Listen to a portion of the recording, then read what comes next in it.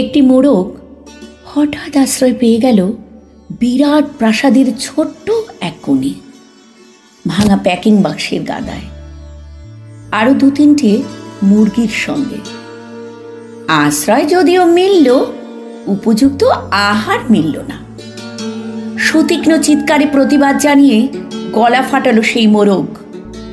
ভোর থেকে সন্ধে পর্যন্ত তবুও সহানুভূতি জানালো না সেই বিরাট শক্ত ইমারত।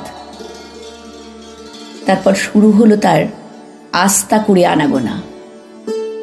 আশ্চর্য, সেখানে মিলতে লাগলো ফেলে দেওয়া ভাত, রুটির চমৎকার প্রচুর খাবার।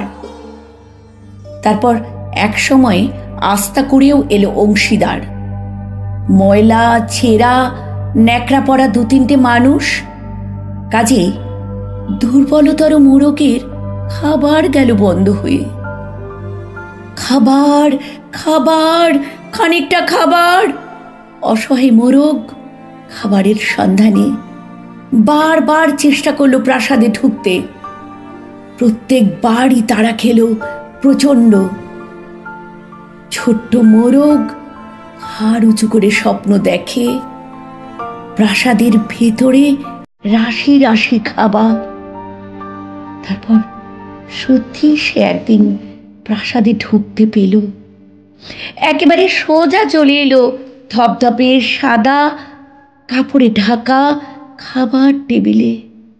অবশ্য খাবার খেতে নয়, খাবার হিসেবে।